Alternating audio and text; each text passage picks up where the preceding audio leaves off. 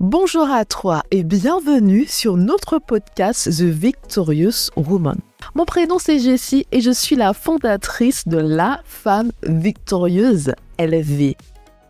Aujourd'hui, je vais lire pour toi le chapitre 2 de mon nouveau livre « Oser, s'émanciper et voyager avec Dieu ». Allez, on commence tout de suite. Chapitre 2. Quitter son pays natal. Le départ, le déchirement, le cœur qui fait mal. J'avais effectué toutes les démarches nécessaires pour mon départ en France. Le jour arrivé, j'avais peur, je me sentais mal. J'avançais à reculons dans l'aéroport. Je suis arrivée en avance pour rester un peu avec ma famille. Quand le moment fut arrivé, je leur ai dit au revoir et j'ai dû avancer vers le sas de non-retour. Une fois que vous avez passé les contrôles de sûreté et de sécurité, vous ne pouvez pas faire demi-tour. On se retourne une dernière fois pour se dire au revoir du bout des lèvres et on avance sans se retourner. Dans la salle d'embarquement, j'ai fait du mieux que je pouvais pour penser à autre chose. Une fois dans l'avion, je me suis endormie pour oublier. Les mêmes questions me revenaient. Qu'est-ce que je fais là? Pourquoi je me fais du mal comme ça? Je ne m'aime pas assez peut-être. Pourquoi ai-je décidé de faire des études en France? Pourquoi quitter mon pays? Je me suis endormie une nouvelle fois pour oublier. J'étais triste. J'étais en souffrance. Ce que je ne vous ai pas dit, c'est que j'étais en couple à ce moment-là. Je lui avais proposé de partir avec moi, de vivre cette expérience à deux. Nous aurions pu vivre ensemble, lui ai-je dit. Tu peux trouver un travail pendant que moi j'étudie. Partons à l'aventure ensemble pour un an. Il était catégorique. Sa réponse était non. Je lui ai posé la question jusqu'au mois de décembre 2009. Après cela, je me suis tue. J'ai fait mes démarches tranquillement, sans dire quoi que ce soit. Je ne me rappelle pas de sa réaction quand je lui ai annoncé la date de mon départ. Par contre, je me rappelle avoir pensé qu'il pensait sûrement que je n'allais pas partir. En arrivant à l'aéroport d'Orly, je me suis dit, mais qu'est-ce que je fais là? Qu'est-ce qui m'a pris? Je suis toute seule. Il n'y a personne qui m'attend, personne qui m'accompagne, personne pour me soutenir. Je suis seule, toute seule. Mon voyage n'était pas terminé. J'avais une correspondance pour l'aéroport de Marseille-Provence. Je devais encore attendre dans l'aéroport. Je déambulais dans cet aéroport les larmes aux yeux. J'ai laissé mon copain en Martinique. J'ai vu une enseigne pour laquelle il travaillait et je me suis mise à pleurer. Mon cœur était déchiré. Il n'était pas avec moi. J'étais toute seule. Une fois à l'aéroport de Marseille-Provence, j'ai cherché où se trouvaient les taxis pour aller à Cuc, ma résidence universitaire.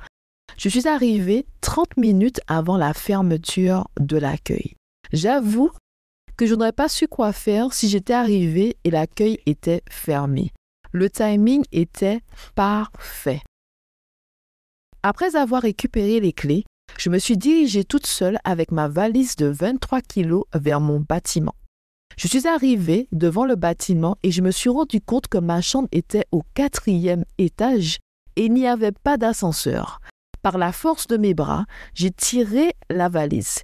J'étais épuisée après ce long voyage. J'avais juste envie de prendre une douche, manger et dormir pour oublier. La résidence était encore vide. J'avais fait le choix d'arriver fin août pour avoir le temps de m'acclimater, de prendre mes marques et me préparer psychologiquement à ma nouvelle vie. Je me rappelle que les premiers jours étaient difficiles. Je me sentais seule.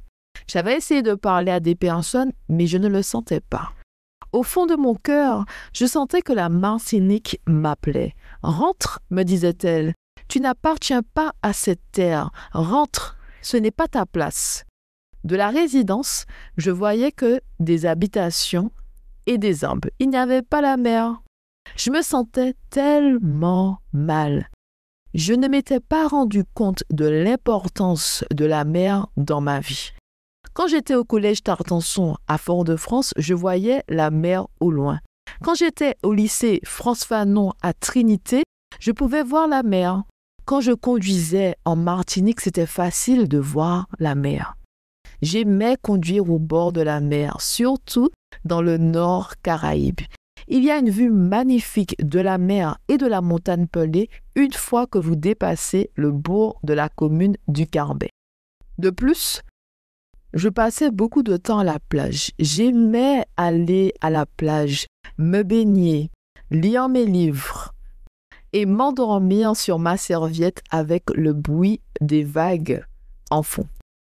Le paradis. À Aix-en-Provence, je ne voyais pas la mer, juste des arbres. Je me sentais mal, j'avais l'impression que j'allais m'écrouler. Tout mon être était en déséquilibre. Comment vais-je faire pour tenir 9 mois aussi loin de mon pays?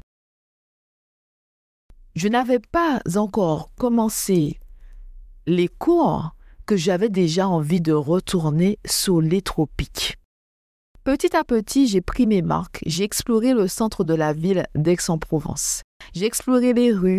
Je suis allée à Carrefour en prenant le bus. J'ai découvert la faculté de droit, le parc Jourdan. J'ai souscrit à un abonnement étudiant pour voyager en bus et j'ai rencontré des étudiants Erasmus. Je me sentais toujours mal, mais je faisais des choses. J'ai fait des sorties avec les étudiants Erasmus. Nous avons visité la ville d'Arles, par exemple. J'étais hors de ma zone de confort, vraiment. À la rentrée, j'ai vu qu'il y avait une autre femme antillaise. Je me disais qu'elle devait être guadeloupéenne. Un jour, j'ai pris mon courage à deux mains et je suis allée lui parler. Effectivement, c'était une guadeloupéenne. Nous sommes devenus amis très vite. Il faut dire qu'il n'y avait pas beaucoup d'Antillais dans cette faculté. Les Antillais étaient plutôt attirés par les villes de Paris, Bordeaux ou encore Montpellier. Je me rappelle que j'avais contacté une jeune femme qui était dans ma classe en seconde et en terminale, Céline. Je lui ai demandé est-ce qu'elle avait ressenti ce que je ressentais, ce mal-être, ce déchirement, cette souffrance au plus profond de son être. Elle m'a répondu que oui, et elle a ajouté que cela prenait des mois pour passer. Au mois de décembre, j'avais toujours mal. Je contemplais l'idée de rentrer pour les vacances de Noël au pays. Qu'est-ce qui m'avait freiné? Je me suis dit que si je rentrais, je n'étais pas sûre que j'aurais eu la force de repartir en France.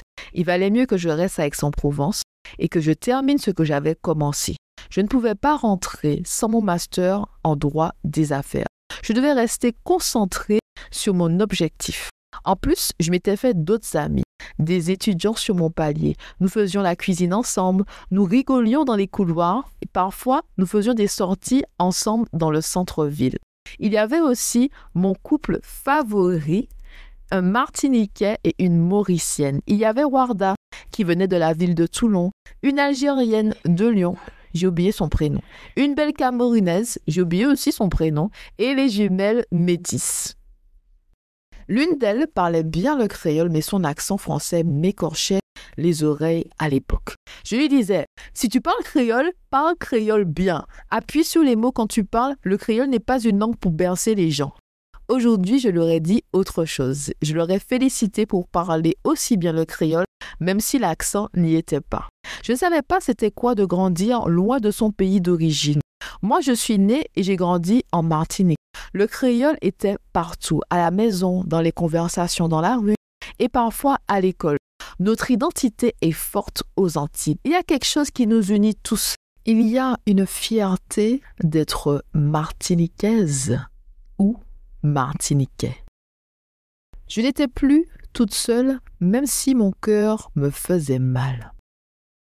Parlons maintenant des 4 saisons. J'avoue que j'ai eu du mal à m'habiller au début, à trouver mon style en hiver avec toutes ces couches de vêtements. J'avais déjà froid quand il faisait 24 degrés. Je ne comprenais pas comment certaines personnes se baladaient en t-shirt. Moi, je tremblais de froid. Je n'avais pas l'habitude du froid. En effet, en Martinique, il y a 2 saisons, le carême et l'hivernage. Temps sec et temps humide si vous voulez. Il fait frais vers novembre, décembre et janvier. Ensuite, il fait chaud, vraiment chaud, le reste de l'année. Il y avait aussi ce vent qui annonçait Noël, cette joie de vivre dans l'air, les préparatifs pour une saison d'allégresse. Combien de fois j'avais ouvert ma fenêtre et je m'étais habillée en me disant qu'il fait beau, donc il fait chaud.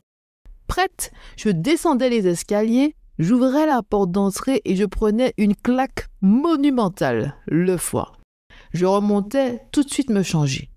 Et un jour, j'ai compris qu'il fallait regarder les températures avant de sortir. En Martinique, j'ouvrais la fenêtre, je regardais le temps qu'il faisait et je sortais, pas compliqué.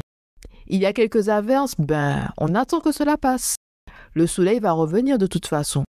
Au fil du temps, j'ai découvert la ville d'Aix-en-Provence, la Rotonde, le cours Mirabeau, le cours Sextus, les allées provençales Paul Cézanne, les marchés provinciaux sur le cours Mirabeau et pas loin de la cour d'appel, en tout cas à l'époque, et les fameux calissons d'Aix-en-Provence.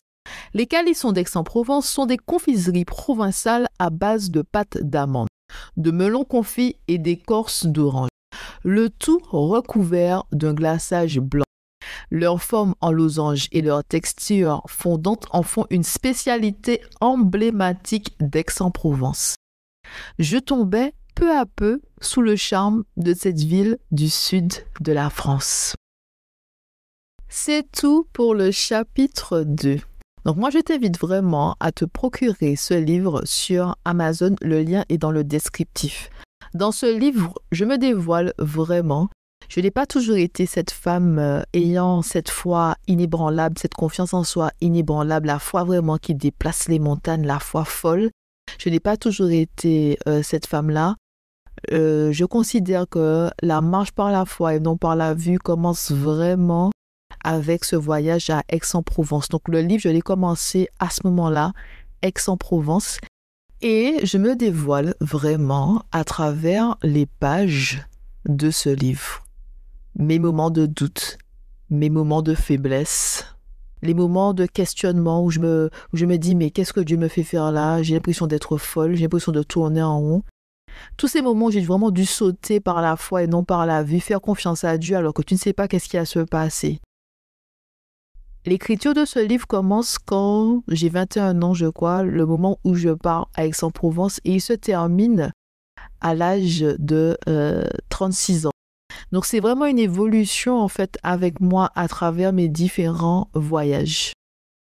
Je commence vraiment avec Aix-en-Provence. J'ai voyagé aussi en Europe, à Bali et tout, et je parle en fait de ces voyages, mais aussi de mon état d'esprit. Mon état d'esprit dans différentes saisons de ma vie jusqu'à ce moment où Dieu me dit on part en Amérique latine et je me retrouve au Brésil en 2024. Donc c'est vraiment le livre où je me dévoile le plus, où je partage beaucoup de la personne que je suis, de cette femme en fait qui a évolué avec le temps pour devenir la femme que je suis aujourd'hui à 36 ans. En avril, j'aurai 37 ans. Donc en fait, quand tu vas écouter cet épisode, j'aurai déjà mes 37 ans. J'aurai déjà 37 ans en fait. C'est un parcours qui est difficile, mais je dis toujours que la marche par la foi et non par la vue avec Dieu, ça vaut le coup, ça vaut la peine. C'est difficile de marcher avec Dieu, c'est pas toujours évident, il n'y a pas toujours des moments de joie, de bonheur. Mais ça vaut le coup parce qu'à la fin, le Seigneur te montre de belles choses. Il fait de belles choses dans ta vie. Voilà, donc merci encore de m'avoir écouté jusqu'à la fin et je te dis à très bientôt. Allez, bye bye.